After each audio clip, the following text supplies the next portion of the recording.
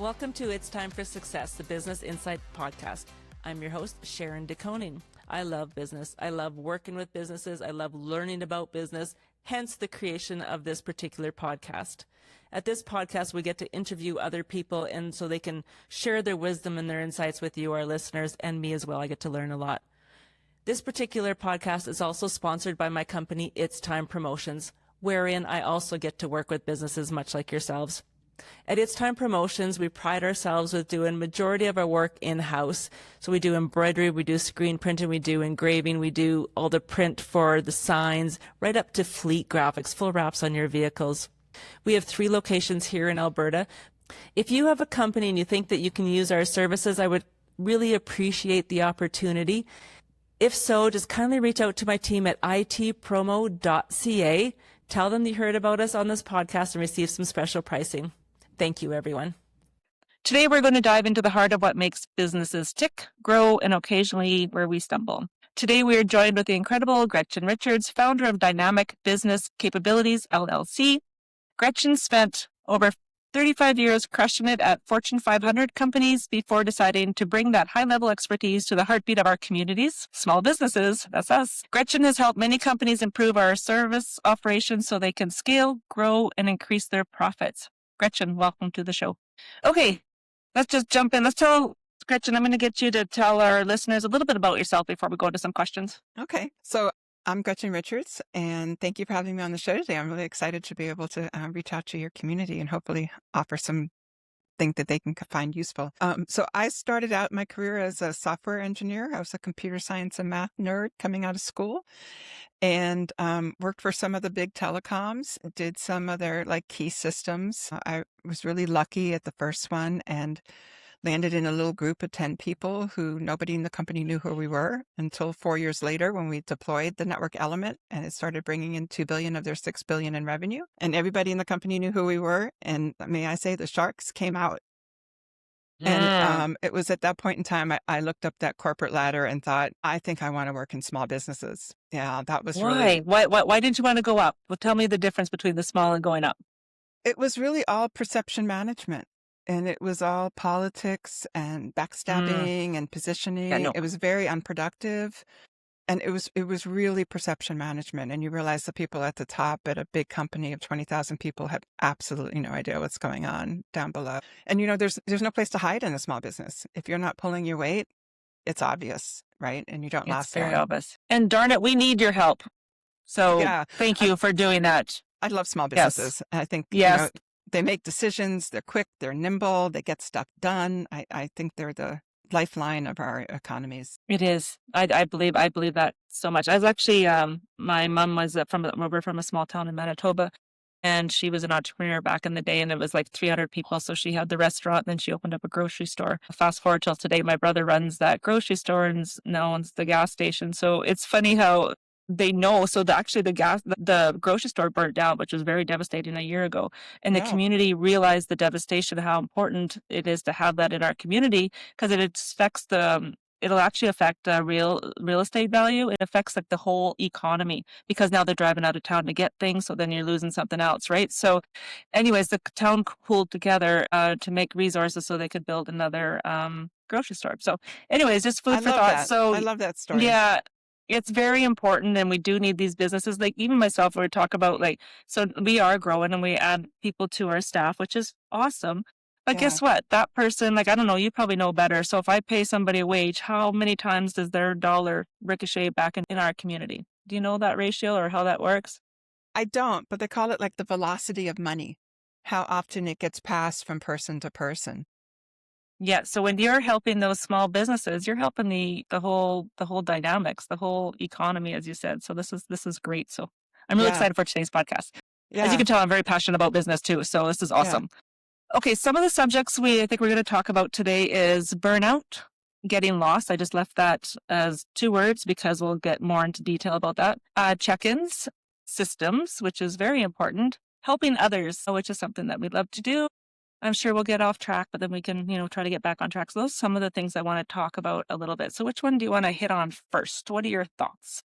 Well, we could start with burnout. That was the one you mentioned first, because that's That's one thing I coach a lot of my entrepreneurs in, is that you have to avoid getting burnt out. Because as the entrepreneur, I know it's because we think like, oh, we're this entrepreneur, we're going to work hard, we're going to crush it. It's all about putting in more time, more hours, right? It's Mm-hmm. kind of that. Mm-hmm. But Mm-hmm. you have to realize, as the entrepreneur, you're the one who has to bring the energy to your company. You're the one that has to bring the enthusiasm, the passion, and everything. And if you're exhausted and you're dragging yourself into work, it shows. It shows to your team. It shows to your customers. Your business won't have the energy if you don't have the energy. So Mm-hmm. it's really important. One of the other things I tell my clients about is you have to be your own cheerleader, in that same, like, keeping your energy high. Nobody's coming up and saying, "Great job, entrepreneur," right? There's nobody, never. And so you have to kind of collect your wins. You have to review them. You have to put things in place to celebrate, and celebrate. Not, sometimes the win isn't necessarily based on the results. Sometimes the win is like, you made yourself do something that was uncomfortable, Mm-hmm. right? Yes, And and you you have got to to, do that a lot. you really do. And so I think, keeping yourself from being discouraged or kind of overwhelmed and beaten down is key to being successful. I think that you can't do great work when you're burnt out and discouraged. Yeah, even like for me, like just now, for example, on our vinyl department, because we do vehicle wraps and signage and all that kind of stuff as well. But anyway, she come up to me and she had to order something. I says, well, just phone the supplier and find out what's going on and where it is and like deal with it, right? But she's so used to ordering online, she didn't like to want to have that communication. No, she's really new to us, right? So it's outside of her comfort zone. So for me, I have to, like, I could have dealt with that, easy. I could have phoned Michael up, say, "Hey, Michael," you know what I mean? But now I need her to build that relationship and her to step out of her comfort zone and her to own that responsibility. So sometimes you have to, like, push people over into that as well. Otherwise you will get burnt out. Yeah. And, part of that is the mindset, right? So sometimes we think like we're giving them our grunt work to do, right? But it's, for them, it's a growth opportunity, Mm-hmm. right? And so, that helped me, because, sometimes I'd be like, oh, I don't want to ask them to do something I don't want to do, and I don't want to do this. Yeah. It's true. It's something they probably haven't done before, something that they could learn something from. And so me Mm-hmm. mentally shifting it to, let them grow, let them take on more responsibility. I'm kind of like fostering them and helping them develop. Helps make that easier for people sometimes. Mm-hmm. Mm-hmm. Almost like a mentor instead of, so it's a mind shift, right? Instead of like, just do that, but you're like, you Yeah. don't have to think about it as like doing something that you'd like, because like take us 2 seconds to do it, but you're helping them grow and morph into a Yeah. position So that it's not they'll like you're excel and you're spread their dumping. wings. Yeah, you're not Yes. dumping stuff on them. You're actually like helping expand their position and making it bigger and giving them room for growth and promotion. Okay. So burnout by delegating. I think that's basically sums that up. What other ways can we avoid this burnout thing that people talk about? Well, one, I think, is to actually take time off of your job, right? Actually disconnect. And one really simple thing that you can do, that I like to do, is kind of an end of the day wrap up. So when I get to the Okay. end of my work day, I look at the next day and I make sure I have everything that I need. Like, oh, there's a meeting and I forgot I got to pull something together for it, or I forgot I have an early meeting and I need to get up extra early, or, whatever. But Mm-hmm. if I can look at the next day and think, I have all that under control, and maybe I make notes to remember to call so-and-so or whatever, that Mm-hmm. helps me disconnect. Like when I stop working, like I've put my to-do list in my calendar, right? I'll do these Right. things tomorrow at 10, and I can just sort of like download and get rid of Download. the work stuff and then have a relaxed evening, right? And Yep. the other thing is to really plan those after work hours.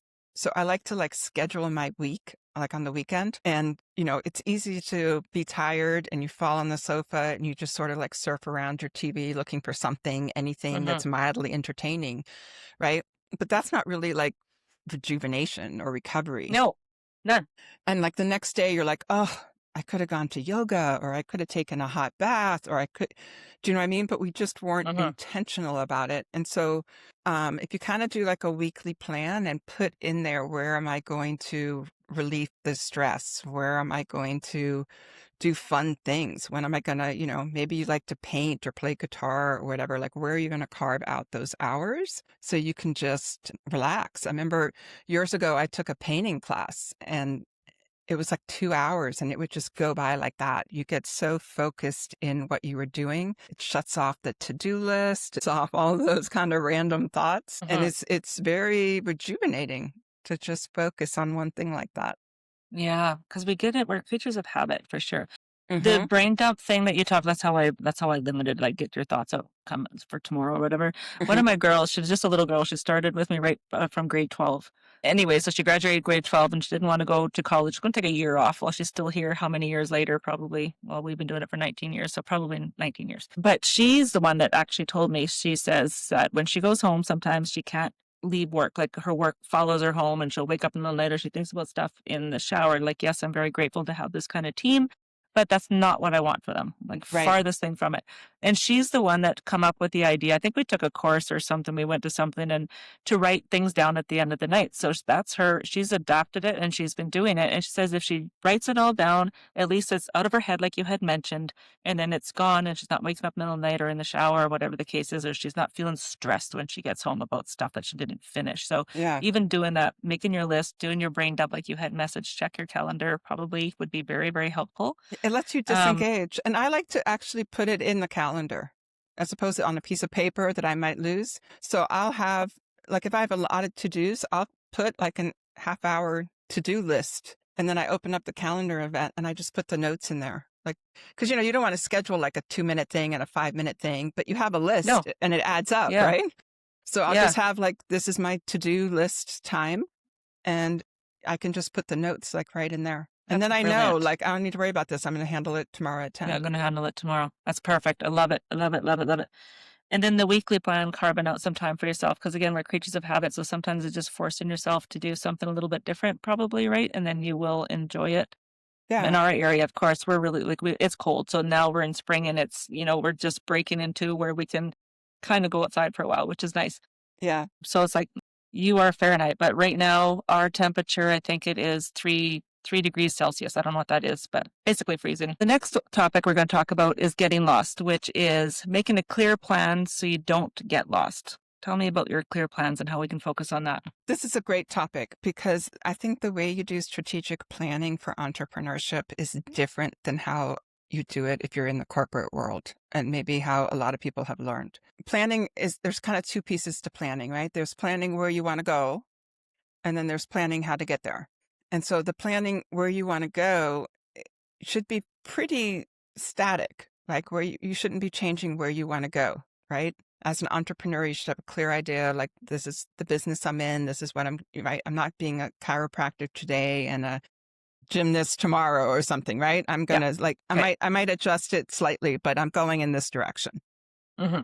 But where it's really different from corporate is how are you going to get there? Because in entrepreneurship, there's just so many unknowns. A lot of us are doing things we've never done before. We don't know how long they're going to take. We don't, we have to get new people or tools or processes that we've never used before. There's just so many unknowns that you have to plan in a shorter time frame. And you have to kind of plan in an iterative way where you're like trying something, evaluating it, adjusting, and then like trying it again. And so, it's different. In the corporate world, you have kind of all those structures and everything in place, and you can plan like pretty far out. You can make a year plan.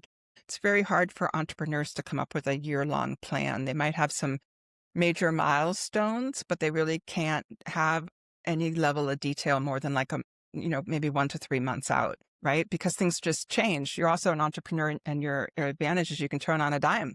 So you could plan out a whole year and then you turn on a dime and it's useless. Yeah. Yeah, it's true. Right? Yeah. So you really want to plan in like shorter bursts. I think quarterly is a good thing for most entrepreneurs. Like, you should have your long-term, this is where I want to go. This is my yearly goals. This is my 3-year goals, 10-year goals, whatever. You should have your vision. But then I think you have to take those and break it into like, what are my quarterly objectives? And then really ask yourself, do I have a proven approach to make those objectives happen? Or do I need to go find one? I think a lot of times we start working on something and we kind of have a vague idea on how to get there, but we don't really know. It's kind of like if you we want to don't know. lose weight, you're like, well, I'll try to eat less and work out more. But that's not like a structured approach than as if you went to like a dietitian or joined Weight Watchers or got a trainer at a gym or something, right? So I think a lot of times we're like, well, I'll try some different sales avenues and see what works. But it's not like I'm going to actually go do some research and see what other people in my industry have done and see what works for them and come up with like 2 or 3 top approaches, pick one, make it mine, and then work that, right? Right. So I think, So, doing that, and then you put those test and adjust and review. so for these quarterly approaches, the 1 year, 3 year, 10 year, when you're saying to focus on that kind of stuff, it could be anything from financial to hiring to new locations, equipment. Like, is there something more focus point when we do that, or just analyze your whole, like, what's your thoughts on this? How do you help people get to this stage? Like, what are some of the questions that you ask them? Usually I group it in like 4 different pieces. So one, like how would their audience change, or would their audience change? Are they trying to grow their audience? If so, how? Or are they trying to just go deeper with their current audience, right? So like, how would your audience be different between now and where you want to be? And then Okay. how would your products and services be different, if at all, right? Are you going Okay, to so add, is that what you're saying? Or add or diminish or what? add, go deeper? A lot of people have product tiers. Maybe you're going to add a tier or something. And then I look at, the back office stuff. So to support those customers with those products, what do you need behind the scenes? What kind of process and systems do you need? What kind of like application software? What kind of information do you need, and how are you going to manage that? Do you need a team, right? So it's Okay. all focused on supporting the first 2. And then I look at kind of what kind of investments do you need to make?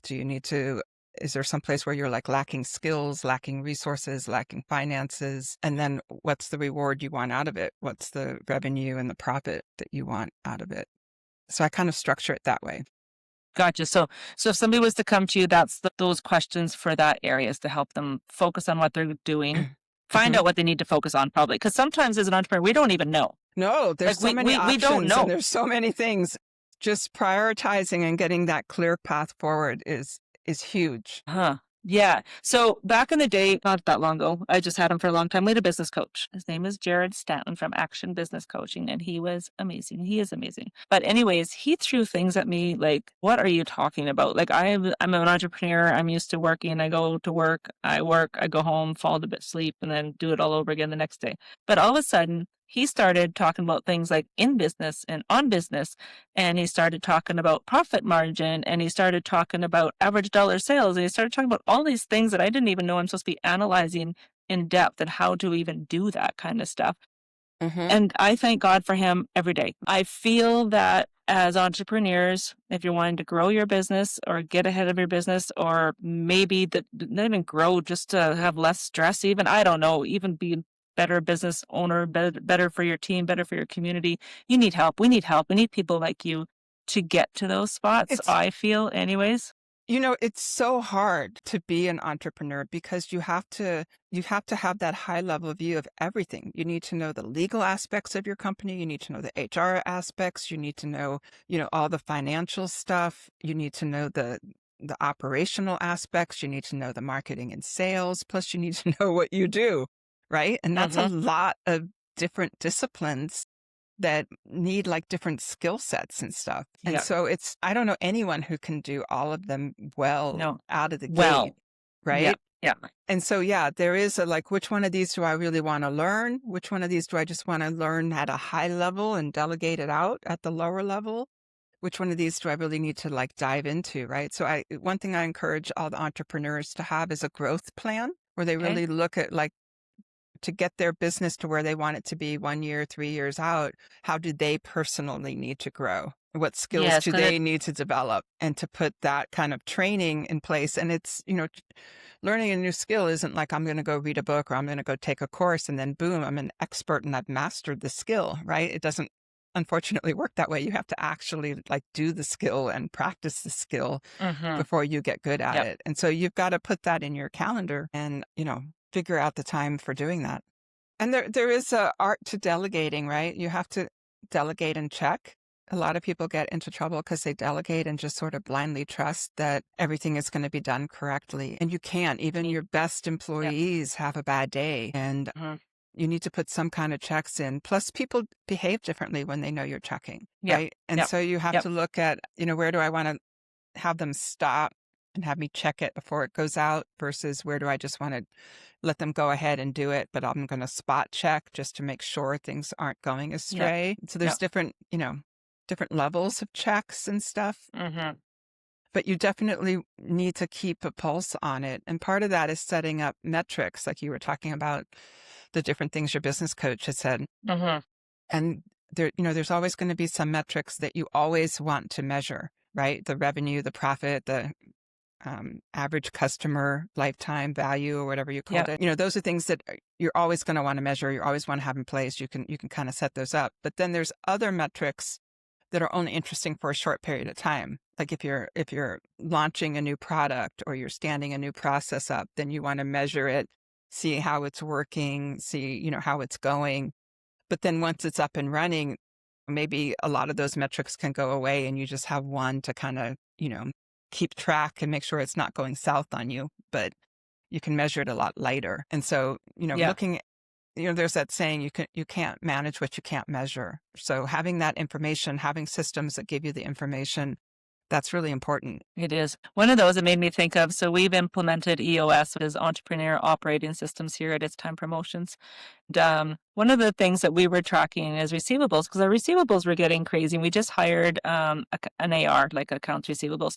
I have a lady doing accounts receivable, I have a lady doing accounts payable kind of scenario. But our receivables was getting crazy. And it's like, we realized, well, we don't have a system in place. Our new AR does not know when to call, what's our pulse at 30 days, or whatever, like to get into that. So because we were measuring it, we realized, and now we got this stuff, but it's just because we didn't know what we didn't know until we started analyzing it. I knew that accounts receivable was up. It's like, what's happened to that, and anyway, so it's really nice because we were measuring it and we have like a dollar amount that's allowed to go for 30 days, but nothing over like a percentage of sales and all that kind of stuff. But it was something that we didn't measure before, but it sure helps cash flow. Yes, it really does. It really does. And, as you grow, that'll happen, right? I think one of the challenges when you grow is to kind of analyze something that comes up and say, is this something that I now need to pay attention to? Like, is this a new thing that's coming into my company? Or is this just a weird one-off? Right. 100%. Right? Because for that, you want to build out a new metric and start really managing your AR. But sometimes it's just a weird one-off, and we can build something up for that weird one-off, and then we start getting all these like clunky things that we don't actually really need. Yeah. So you do want to be careful before you start putting stuff in place. Too much in place. Yeah, absolutely. Okay. So the other one was accountability. It has here having people who help keep you on track. But I think it's vice versa as well, probably, right? Check-ins, accountability. Yeah. Accountability is an interesting thing when it comes to an entrepreneur because you're setting the rules, you're setting the deadlines, you're setting things. One thing I think entrepreneurs I did this when I first started my own company. I beat myself up for missing deadlines because when I was working for other people, I was the go-to person to get things done like on time, on budget. And then when I started my own business, I'm like, I'm missing deadlines. Like, what is going on? I had like a identity crisis. And I kind of had to realize that there's deadlines and then there's target dates. And the difference is a deadline is something that you can have a deadline for something that you've done before. You know how to do it. And, you kind of know the risks and you're pretty confident that you can get it done by that date. Where a target date to me is I'm doing something I've never done before. I'm not really sure if it's going to work.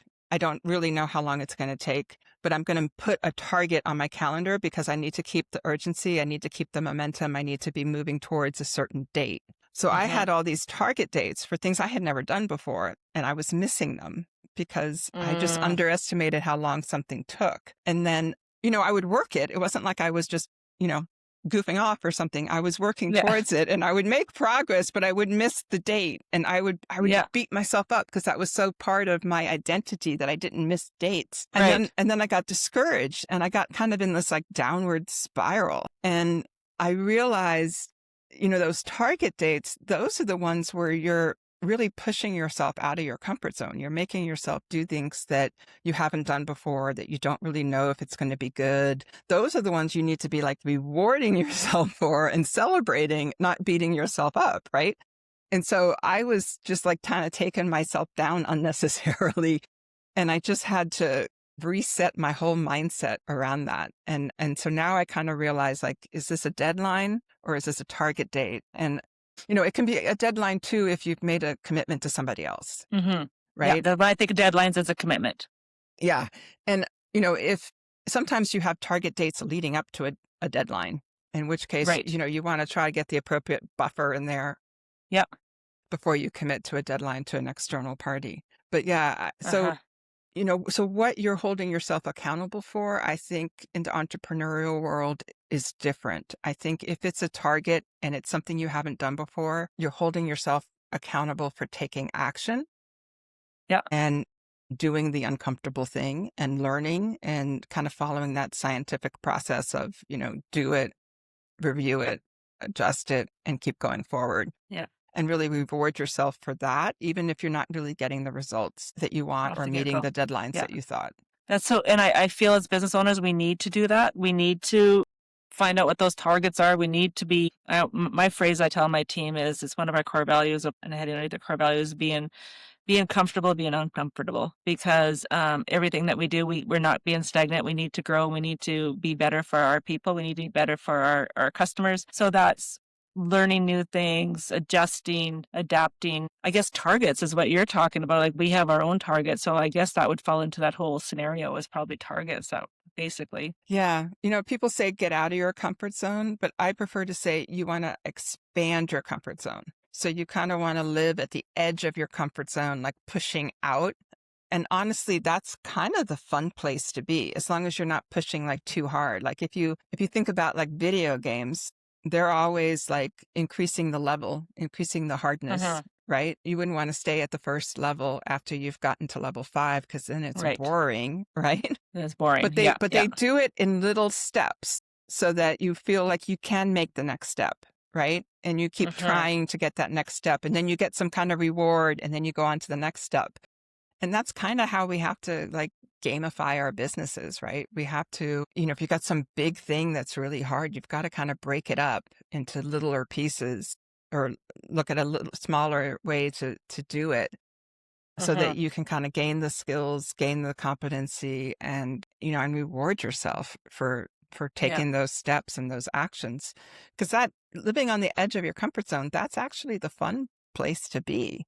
Because it's you're a little bit challenged, but you feel like you can master it, right? 100%. Nobody wants to be bored. I think so. No, we don't. Neither should my team. I always tell my team I want them to be happy they're here 8 hours a day. And I feel if they're feeling accomplished, if they're feeling like that pushed a little bit and nailing it, they're going to be walking on water. Like, they're going to be proud, and it's going to ricochet across the team. It's going to ricochet to my customers. Yeah, it's very important, I think, through everybody, not just as leadership. Everybody. Some of my team is like, I don't want to learn anymore. I want to remember. I don't want to learn anymore. It's like, well, you are. And she does. She just she just thinks she does it, but every day she's learning something new without even knowing it. So anyways. Well, sometimes you want to rest, especially if you've been through a high. There are times when you have to I said avoid burnout, but there are times when you have to put your head down and just work really hard for like 2 or 3 months. And you are working crazy hours, right? I mean, that reality doesn't go away. But if that's what your life looks like year after year after year, you're going to suffer. So, I mean, you can do it for short bursts of time, but you need to rest and recover. My way, I think every entrepreneur is different. So like, I do actually, in my last podcast, I talked about this. I says, because he says you got to have these downtimes, like leadership, you got to have downtime, much like you're talking about, go home in the evening, find your thing. It's like, but for burnout, like, I like what I do. Like, I like what I do. And it's not like, oh, I have to work today. That'll never come out of my mouth. That expression will never come when it's relating to my work. I love what I do. But he says, Sharon, you got to think of it differently. And I says, okay, if I force myself to stay home, force myself, you notice that, right? Force myself. If I force myself to have a Saturday off, I don't know what to do. I don't know. It's like I default to, and I don't like cleaning, so it's definitely not going to be cleaning. I read my book, maybe a hot tub, maybe, but it's winter half the time. So what am I going to do? Go for I don't even own a snowmobile. But anyways, whatever. I don't have my thing to do, which kind of ricochets back. And he said, Sharon, that's a mindset, because you got to find something that you like to do instead of work.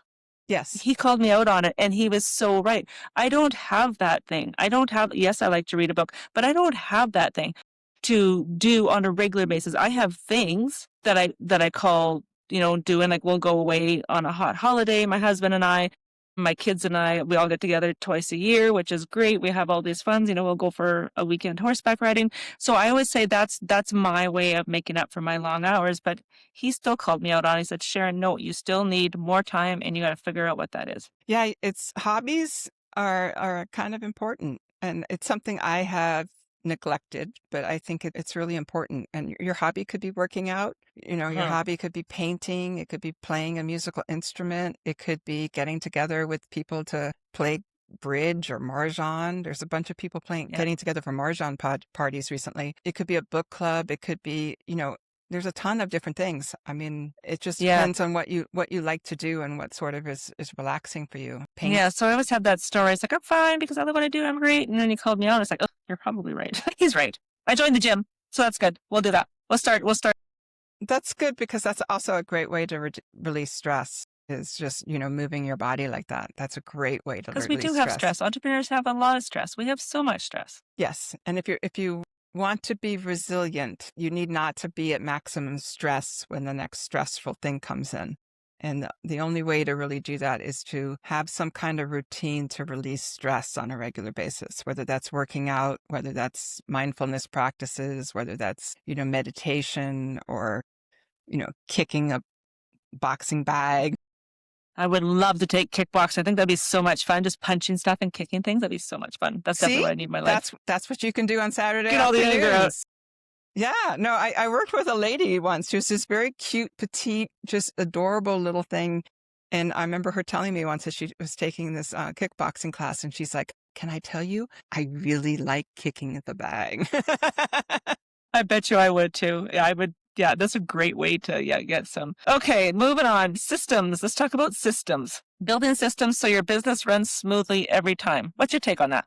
How? Yeah, well, systems can be complex, systems can be really simple, right? It depends on what it is that you need. Pretty much every company needs a sales system. So if you don't have any other systems, I recommend really mapping out, like, what's your sales system? Start with all the different ways that a lead comes in and what are the steps that you take them through to closing the sale.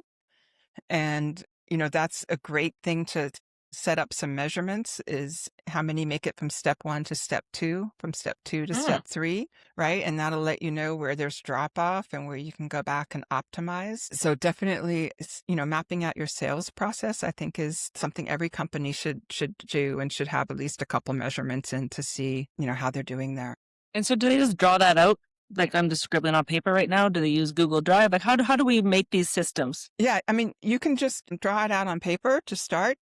There's some free web-based tools that'll let you draw it out in like a process way. You can go to draw.io is one of them. It looks a lot like Visio, if you guys are familiar with that. It has a bunch of different templates and different things that you could use to draw it out. I like that one. But, I think when it comes to process, you don't want to draw too many diagrams. I think the diagram is for the process is who are the different people in your process and the different systems, and how do they interact, right? Okay. So it's like a big interaction diagram, if you will. And that, one of the problems I think with a lot of the processes out there is that we don't have the right people determining what the process should be. So in a lot of bigger companies, management will dictate the process. And then you have people saying, why do I have to do it this way? I've got to jump through all these hoops. This doesn't make sense, right? And then a lot of smaller companies just let the people doing the work create the process.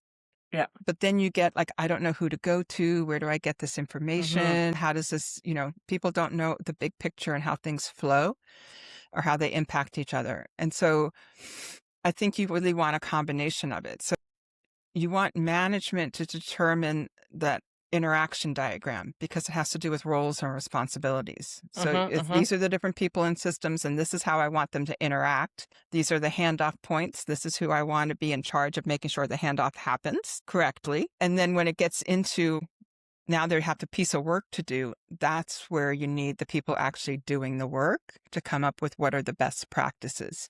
Now, Gotcha. management could define the output, the quality output or the customer experience output that they want from the process. But how you get there the staff should have creativity in getting there as efficiently as they see. Yeah, because they're in there doing it. They know the systems and what's worked. So Yeah. like for us, we have like production team, for example. Well, our sales team has no idea what the production team has to do for saving files, what the format, I guess they know formats, but the whole process, how long it takes to stitch, embroider 200 hats, like all that kind of stuff. So, Right. and what that looks like. So yeah, so the production team, so whatever departments you would have, you would think that they would create it, but whoever's in lead, I call it LET. Yeah. They would decipher what areas need those Yeah. So you systems. can have process at different levels. So you might have one, it's a high level one that sales collects the information from the customer, the type of shirt or hat or whatever they want, their logo, the colors, and then they have to feed it to somebody in production to actually do that. And then maybe it goes to like fulfillment or shipping or something. And then maybe you have a customer care. So you'd want to say, like, this is how I want the different people to interact. This is where the systems that would have the information. And this is like who would put the information in, who would read the information out, how the different systems would stay in sync, right? And then, maybe your sales team has a process for the sales team, and maybe they break it down how their people within the sales team interact at that level. So what do you think? So if you people have systems, there's a lot of people that don't have systems implemented. And what's the difference? Tell me the scenario between systems, no systems. Like, can you grow with no systems? Do they want to grow? Do they want to stay where they are? Tell me a little bit about that. Yeah, there's like a process maturity model from Carnegie Mellon, and it says a system is really just a repeatable process, right? When it comes down to it. And so if you don't have a repeatable process, you're really relying on your key players and your superstars to just make it happen. And that is not scalable. And so you need to define what the basic steps are so you can have a repeatable process. And that gets you multiple things. One, once it's repeatable, then you can measure it, then you can look at it, then you can improve it. So you can optimize it and grow it. But it also means you don't need the key people to execute it, right? You can figure out freeing up their time. You can figure out how complicated it is, what skill sets needed to run that process, and then you can hire people. So you can have multiple people doing the same thing and hopefully get the same result. That's where you want to be really specific on the result you want. Otherwise, when you get multiple people, you get different results, right? And so, if you don't have any systems, everybody's just winging it. And it's going to be different every time, and you're kind of recreating it every time you do it. When you have the system, you have kind of the flow. People know what the next step is. You don't have to recreate the process every time, and you can optimize it and you can delegate it, right? That's, I think, a lot of the time people don't delegate stuff because they don't have the process mapped out. And so it's like, well, I have to explain it to you, and it's quicker for me just to do it. Right. Do it. We should talk about that before we jumped on. Yeah. Yeah. My business coach always said, Jared would always say to me, he says, Sharon, if you have to take your time and figure it out 3 times, it needs a system. That's what he said. If you're struggling and you have to figure it out 3 times, it needs a system. And I'm like, okie dokie. So that's kind of what we have implemented. And even I think people think, like, does it have to be this long ordeal? But sometimes, I don't know, it could be a trade. It could be whatever the case is, but use your video even. Like, use your phone. Like, it doesn't have to be complex. And it can be even a checklist, right? Like let's say you went to a conference once a year and you just wrote down a checklist. These are the things I need to bring to the checklist. These are the people I need to hire. Do you know what I mean? And you just put the checklist somewhere so that a year from now, you don't have to go, oh yeah, what was that list? What were the things that I had to do? You know what I mean? Yeah. You're recreating it every single time. Yeah. One thing about us, we have systems. We actually have a person on our team. She's labeled systems, and she does all the training kind of thing. So she creates all the systems and she puts it so we can easily find them. Because the more systems you create, they get really tricky to find. Because we use Google Drive, right? So they have to be saved properly. Like it's quite the ordeal, actually. Okay. When you say she does the systems, she works with who does she work with to define the system? So it'll be our general manager. So we have like I say, we use EOS. So sometimes we'll come to EOS and then we have IDSing it's called. So what's any issue? So we'll breaks down the issues. It's like, okay, does this need a system? It's been happening too often. How do we fix this? Okay. So then we go into that system and then we'll figure out what we need if we do need a system, because you said you can be overkilled with systems, right? So Right. we analyze that too as LET team, and then we go from there. So she's in charge. Yes, she might not know everything, but she's accountable for it. So what that means is Okay. she has to get it done however it's done. Yeah. Okay. So she's accountable for driving, identifying what the systems are and getting them documented and stored and stuff. But she doesn't actually create the system, right? She creates some, the ones she knows. Like, she's the one that's been here for 19 years. She can run this business better than I can. Yeah. Okay. So I think the moral of the systems is record it. If you're thinking more than 3 times, or if you have to stumble over it or look something up too many times, then make a system for it. Make it easily findable wherever, like we use Google Docs, and now we've incorporated an HR software where everything is recorded into. But whatever that platform may be, I think just make sure they're utilizing it, right? Probably. Yeah. And just, when you're doing something, just, take notes of what you did. That's kind of the easiest way to like build those up. And, I think less documentation is more. I really like to have that one interaction diagram and then just kind of clean steps on this is how you execute it. But you don't want a thick binder of different documents. You just have to update it and maintain it. It gets outdated. Yes. And don't draw diagrams for the steps. That is just a waste of time. Yeah. Just do the interaction diagram. Gotcha. Perfect. Another thing, like, I guess it depends on whatever they're doing, but we do a lot of screen recording because a lot of it's on the screen. So we can record our screen when we're doing those kind of things. And a tidbit in case you never thought of it, but you can do that. Yeah, like a little Loom video or something. That's perfect. That's a good way to do training. Okay. The next question is, well, it's not really a question. I think it's more like a statement. Helping others, of course, this podcast is meant to help others. And I think that not only is it fulfilling, but it's also, well, you're helping others and it's rewarding. So I think that I'd like for you to talk about why helping others help you also grow your business. Yes, it's fulfilling. Yes, it's rewarding, but it helps us grow as well. So let's talk about that a little bit. Yeah. I mean, I do what I do because I really want to help grow the small business success rate. I really want people to be self-sufficient. I think that corporate America is not a healthy environment. I don't think it lets people be their full selves. Right? It's living by like somebody else's rules. They put you in a box. They want you to stay in the box. They kind of hamper your creativity and all that kind of stuff. And I think you're seeing more and more people being disillusioned with corporate America and leaving, especially sort of people who have more experience in corporate America. They're just getting tired of all of it and leaving and wanting to start their own business. And I think that's where all the innovation really comes from, because you can move so quickly and you can do so many things. And I love to see people just put their shingle out and have their own business. With the internet, we can do that. It feels like we're very much kind of like the 19th century was all about kind of like the 9-to-5 job and getting paid by the hour. And I feel like this century we're going back to being paid for services or products. And it's less like an hourly wage thing. And it's more, people putting their shingle out. And there's so much disruption right now with like AI and all the different technology and, what jobs will be around and what won't. I want people to be able to not be worried about putting food on the table. Like, they have a value that they're bringing and how to do it. And, from my childhood, I had to be very independent and self-reliant, and there wasn't like a lot of help. And so I kind of always have a soft spot for people who need to be responsible and get stuff done and there's no help. And so, I always like want to stop and help those people. That's true.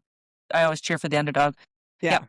I always do. And like I say, this podcast was meant for that. But even about like our business, it is time promotions. Like, you can't grow your business if you're not seen, right? So it's meant to promote, to get your business out there, and the best possible way that we can put it out there. Like even my team, like, we're all on board. And I'm so honest. If somebody comes in and they say, "Oh, Sharon, I want to do this," I'll be like, "No, let's not do that." Yeah. Anyways, but no, it's just like, because you have the experience, you have the time, so you want to implement it back to them. And I think that they're grateful for that when you bring your 2 cents to the table as well. And just don't be order takers. That's what we call it. We're not order takers. We want to help you grow your company, and we do have ideas. And some of your ideas are more expensive, and I can do it for a better rate than what you're even talking about, right? So just let's talk about what you need, and then we'll figure that out together and then go from there. Yeah. Yeah, because it's hard. And, it's hard when you're in the business day to day to kind of step back and look at it from a different perspective as well. And sometimes that's all you really need. But, I have a few customers I've been working with for a couple of years and be able to see them go from,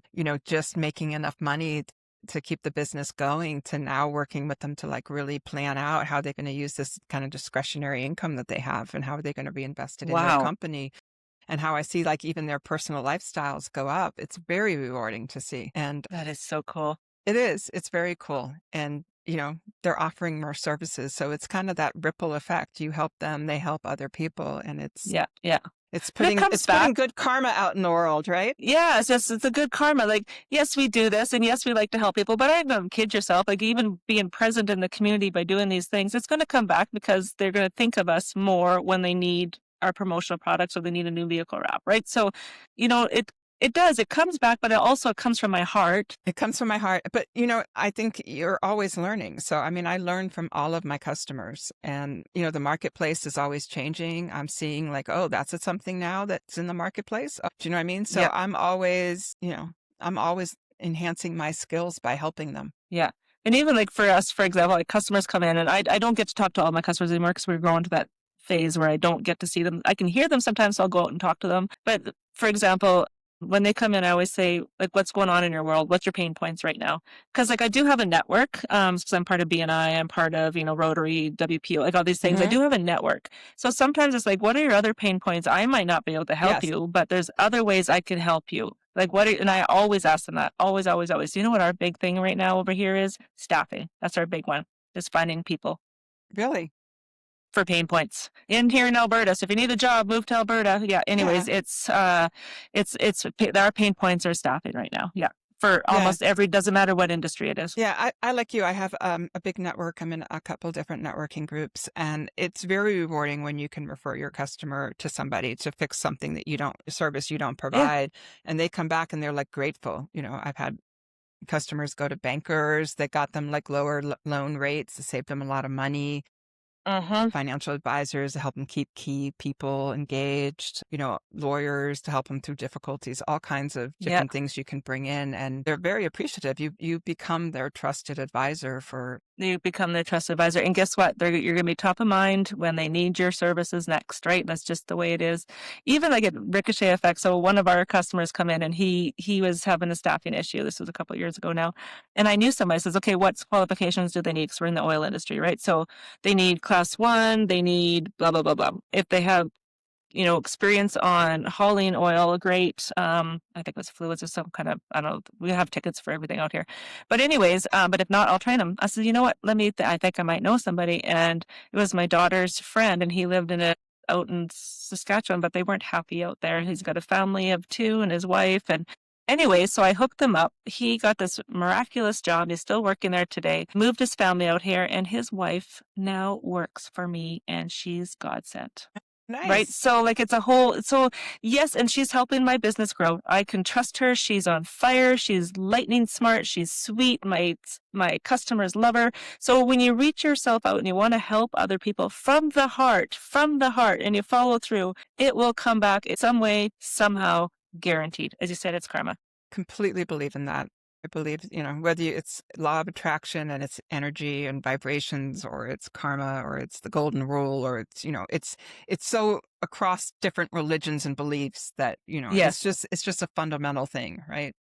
Yeah. Whatever form you take it in, just, I know it's true. I've seen it. I witnessed it in my 57 years, and I embrace it. So absolutely. One thing I did not tell you that we normally do, and if you don't have one, that's okay. They'll edit it out. But I always ask, my guests if they have a favorite book that they would like to share with their audiences. A favorite book from just a pleasure standpoint would be Pride and Prejudice by Jane Austen. I like that. It's per the title. It's from like the 1700s or something. It's a period piece, but it's about a young woman that through her pride and her prejudice, she misjudged people and how she learns their true identity. And I think, we all have that. We kind of go into different situations with preconceived ideas. So, but I like that. And then from a business book, one of the ones I really like is High Performance Habits by Brendan Bouchard. Okay. I don't think I've heard that one yet. High Performance Habits. Yeah, by Brendan Bouchard. He's a high performance coach. Oh, yeah, yeah.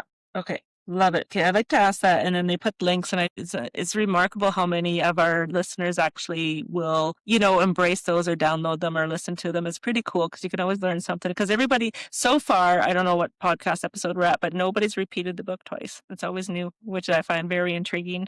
Yeah, there's so many books out there. So many books. Yeah. And so many business books and so many different slices of business that you could, So that's perfect. Thank you so much for that. Is there anything that you would like to add to our customers before we sign off? I'm definitely over time here. I'm sorry, I feel like I could talk to you forever. So is there anything else that you'd like to? Just, entrepreneurs just need to really cheer themselves on. They're out there on the cutting edge, making things happen. And, they shouldn't be scared to start small. I think coming from corporate, you may have had a certain level of success, a certain title or something, and then you start your business and it feels like a step backwards in some ways. Mm-hmm. As one mentor said, thank God, he was talking about trying to fill a class, and somebody said, well, what if I only have 2 people show up? He's like, thank God only 2 people show up. It's the first time you're giving it. You're not going to be good at it. That's so you get a mindset. It's you got to look at it differently. Yeah. You got to. And how do you do that, right? Yeah. So don't be scared to start small. Don't be embarrassed to start small. Entrepreneurship is hard, and, stick with it. You take consistent daily action towards your goals and you will get there. Yeah. I think sometimes if you need help, reach out for it or reach out. For example, I'm part of a BNI. So this is my take on entrepreneurship. And I feel that we need people like yourself or even just other business owners. Sometimes I just need to vent. So I'm part of BNI here in Lloydminster. It's a new group to us out here. Not BNI is global and it's been around forever. Yeah. But sometimes just sitting amongst other entrepreneurs can make a difference. They do have the same struggles. They do have the same stories. One of the other BNI members, we just go for a Caesar. We're Canadian, so we have Caesars. No, it's not a Bloody Mary. Anyway, so we go for one of those after work, and it's just like basically a bitch session almost, right? And it's just like getting everything out that's related to work.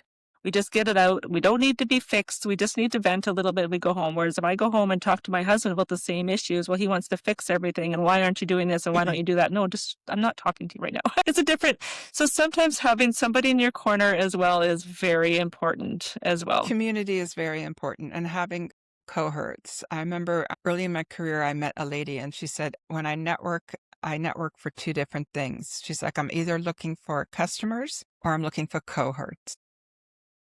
Right. And I thought that was an interesting distinction, right? But having that, like you said, the network of other trusted advisors who could be referral partners to you and from you. Yeah, you can get together with them and you can, ask them silly things like, how do you track your mileage? Take it off on your taxes, right?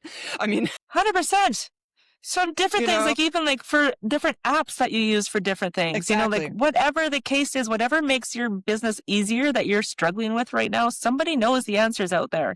Yes. And so just to have the cohort for that or some masterminds, I've had some really interesting coffees with people where and I think, I'm always willing to sit down with any of my networking partners and have a coffee with them and talk about any of their business operations, because I think it makes them better referral partners if they actually see what I can do, right? They understand you. Yep. 100%. That's what our BNI group is. It's a referral. I always say we're not selling to the room, we're selling through the room. And that's how that works. Yeah, exactly. They can't sell through the room if they don't know you and they get to know you. And it's anyways, whatever the application is, whatever it is, if you need somebody to talk to, find your niche, find somebody, find a mentor. There's something out there. Find your cohorts. Read a book. They're out there. Yeah. Find them. Yeah. There are a lot of online communities that you can be a member of. Yeah. Lots of different things. So can you tell our listeners how to get a hold of you, please, so they can look you up and reach out if they'd like? Okay. So I'm Gretchen Richards, and my email is Gretchen, Gretchen, at Dynamic BC. It's for Dynamic Business Capabilities, but I don't make you spell the whole thing out. So it's just Dynamic and then BC. My main social media is LinkedIn. You should be able to find me there. I think let me see, I'll look it up real quick. I found you pretty easy when I was looking. Yeah, it's Gretchen-Richards-Dynamic BC. So I'm up pretty quickly. Yeah. And then so any of our listeners, we will put down, there will be show notes, and all those links will be in the show notes as well as referral to those books that Gretchen talked about too, in case you want to take those in. Yeah. So yes, please reach out to Gretchen at any of those handles that she had just mentioned. I'm sure she would love to help you or have I a do. chat with you. Yeah. I've Thank got you. some free resources, and I have a course, and I have different level of engagement with people if they're Oh, interested. so if you're an entrepreneur and you just need that little bit of help, take Gretchen up on those free resources at least, at the bare minimum. Please do that. We need you to succeed. Our communities need you. So if you're struggling, please Absolutely. take advantage of those. So Don't struggle alone. nope, don't struggle alone. So one thing I do ask our listeners as well, if you have a topic that you would like for us to cover here on the It's Time for Success podcast, please leave us a note below on any of these. It's on podcasts, any of your platforms that you listen to, or we're actually on YouTube as well. Just send us a message what you would like to talk about, and we will try to find an expert in that level, because I am no expert. I get to learn something every day or every time I do a podcast, but I will find somebody who is. And if you may have a subject that you would like to air with us and you would like to come on the podcast, please reach out, because I'd love to. Sometimes it's just about, something that you've overcome. It could be a hurdle. It could be something that nearly knocked you out, but you've overcome something, a story that you have. I would love to have you on the podcast here at It's Time for Success. Remember, stay curious, stay adaptable, and never lose sight of the people who make it all possible. We'll catch you on the next episode. Thank you, everyone. Bye for now.